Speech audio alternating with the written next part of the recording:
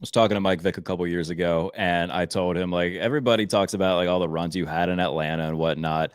As a Steelers guy, like you throwing a block against Baltimore for Lev Bell to score a touchdown will live in my mind forever. And you got a good chuckle out of that.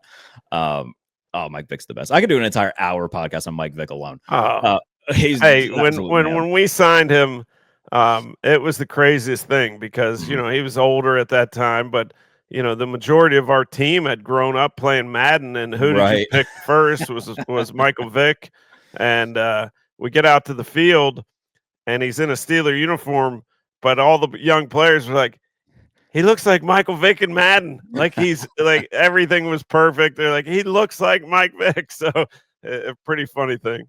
No, he's the absolute man. He's gone on to do a bunch of like really cool media stuff, coaching too. Like he's done everything that he's wanted to do after football, and it's been really cool. He's the absolute man. I'm picking Pittsburgh to win this game to get back to Steelers Browns after that little Mike Vick tangent. I'm going to pick Pittsburgh to win. It looks like FanDuel thinks this is going to be a low scoring game. The over under, I believe, set at 39.5. 34.5. My apologies. Oof. So low scoring game expected here. Not surprised. Yeah. So especially, it's late December. It's off the banks of Lake Erie. Probably not going to be the best weather. And a Browns offense that I don't expect to put up a lot of points. So I'll take Pittsburgh in the range of somewhere of like 16-9. I don't think it's going to be very high scoring either. Two good defenses in cold weather. That's what I expect. I think that might be pretty close. I got to believe it's going to be a messy game. I think one of the keys for the Steelers is to somehow figure out a way to get out to a lead. I think that would increase their chances of winning a bunch. The longer this thing stays 0-0 or 3-0, then it can easily go either way with a couple breaks or bounces.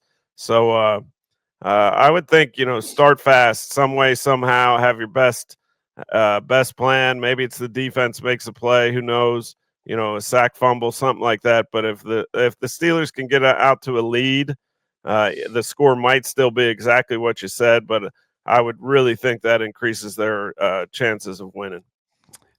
Not the first time that they've faced off in Week 17. It's happened quite a few times over the years. I don't expect it to be 41-0 like it was back in 05 when I want to say it was Peasy on the last play, just absolutely obliterated a receiver. And that was the last play of the game. Gus Johnson's on the call just going nuts over a 41-0 game. It was either Peasy or it was Larry Foote. I'd have to go back and watch. But the final play of the game, they're trying to avoid a shutout. I think it was Charlie Fry maybe at quarterback.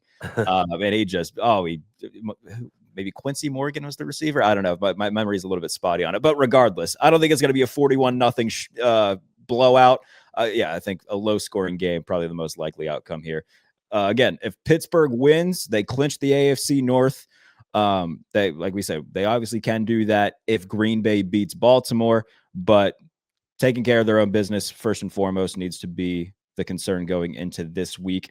In terms of clinching higher seeds, I'd have to go and look and see those old like, oh, hey, if you're a Steelers fan, root for these teams type of map, because AFC South in front of them, Patriots still in front of them. Don't think they're not going to be able to catch New England, but they might be able to get the 3 seed depending on how things go. I'd have to look at all these scenarios, but 4 seed is the most likely outcome.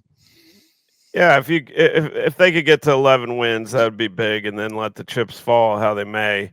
But double digits first, get to that 10-win mark, and then if you can get to 11, that would be a big thing and do a lot, I think, for their confidence. Yeah.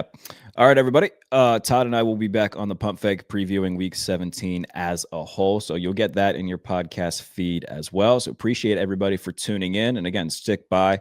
We'll be back later on in your podcast feed with the entire Week 17 preview. But if you're watching, please be sure to subscribe. If you're listening, leave a comment, leave a review, do all that fun stuff. We will be back later on right here on Believe in Steelers.